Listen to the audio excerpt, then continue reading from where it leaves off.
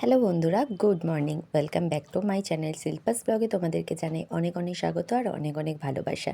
আজকে ব্লগ ভিডিওটা আমি এখান থেকেই শুরু করছি। যদিও বা তেতো দিয়ে শুরু করলাম, না তেতো না, উচ্ছে খাওয়া কিন্তু স্বাস্থ্যের পক্ষে ভীষণ ভালো। তো আজকে দেখো উচ্ছে আলু পেঁয়াজ ভেজে নিয়েছে, আর এইদিকে মাছ এনেছিলাম।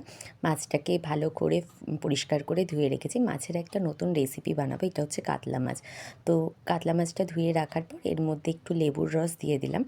এক চিল লেবুর রস দিলেই হবে, বেশিটা দরকার নেই।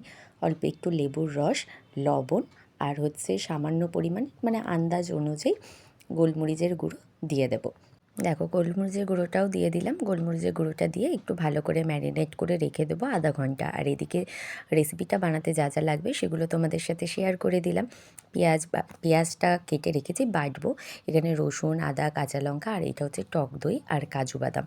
এই প্রত্যেকটা ইনগ্রেডিয়েন্টস তোমার বেটে নেব মিক্সিতে। এখানে দেখো পেঁয়াজটাও আমি বেটে নিয়েছি, আদা রসুন কাঁচা লঙ্কাটা একসাথে বেটে নেব। টমেটো ইউজ করব না এই রান্নাটাতে, কারণ যেহেতু টক দই ইউজ করছি সেই জন্য টমেটোটা স্কিপ করছি।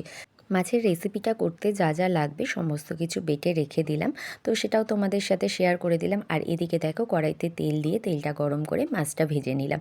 মাছে কিন্তু আমি কোনো রকম হলুদ ইউজ করব না, এই রান্নাটাতে হলুদ চলে না। তারপরে মাছগুলো ভেজে রেখে কড়াইতে গোটা গরম মশলা ফোড়ন দিয়ে পেঁয়াজ বাটাটা দিয়ে দিলাম। পেঁয়াজটা একটু হালকা ব্রাউন করে ভেজে নিতে হবে।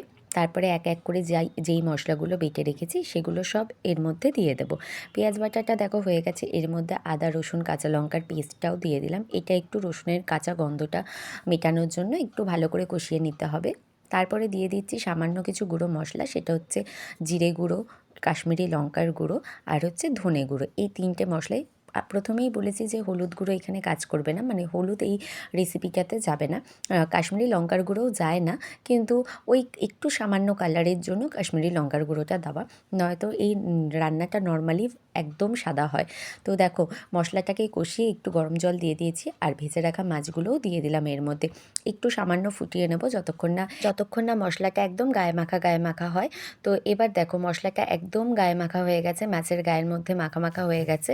এই অবস্থায় দুটো চেরা কাঁচা লঙ্কা এর মধ্যে দিয়ে দেবো। যারা যেমন ঝাল খাও তারা তেমন পরিমাণে ঝাল দেবে। আমি দুটো চেরা কাঁচা লঙ্কা দিয়ে দিলাম, আর এর মধ্যে সামান্য পরিমাণ গরম মশলা।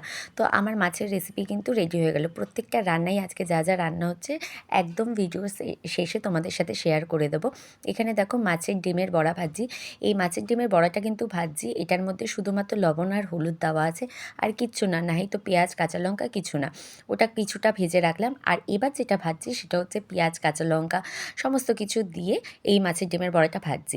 এটা হচ্ছে ভাজা খেতে ভালো লাগে, আর ওইটার জন্য ওটা একটা আলাদা রেসিপি বানাবো, সেটা ভিডিওটা স্কিপ না করে দেখো, তাহলে তোমরা জানতে পারবে যে ওই মাছের ডিমের বড়াটা দিয়ে আমি কী রেসিপি বানাচ্ছি।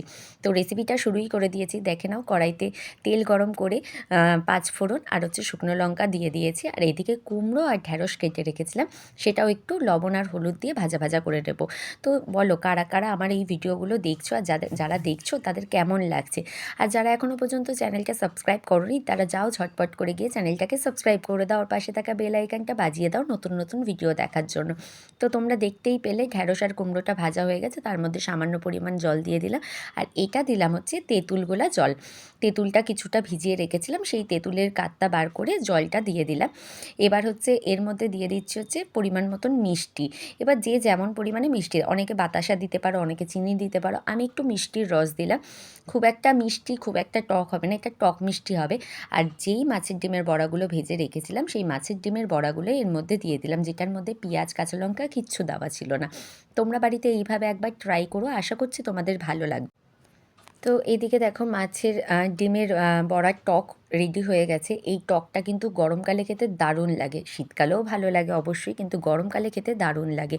আর এদিকে দেখো আজকে যা যা রান্না করেছি সেটা একটা প্লেটে সাজিয়ে নিয়েছি। দেখো ভাত কাঁচা লঙ্কা তো থাকেই। এটা হচ্ছে মাছের ডিমের বড়ার টক, যেটা হচ্ছে ঢ্যাঁড়স আর কুমড়ো দিয়ে। এটা হচ্ছে দই কাতলা। আমি এইটা রেসিপির নামটা তোমাদের তখন বলিনি, এটা হচ্ছে দই কাতলা বানিয়েছিলাম। এখানে উচ্ছে আলু পেঁয়াজ ভাজা, আর এটা হচ্ছে মাছের ডিমের বড়া। তো আমার এই রেসিপিগুলো দেখতে তোমাদের কেমন লাগছে, ব্লগ ভিডিও দেখতে কেমন লাগছে অবশ্যই কমেন্ট করে জানিও, আর পাশে থাকা বেল আইকনটা বাজিয়ে দিও, আমার চ্যানেলটাকে সাবস্ক্রাইব করে দিও, আর নতুন নতুন ভিডিও দেখার জন্য আমার চ্যানেলটাকে চোখ রেখো। তো চলো টাটা, গুড নাইট।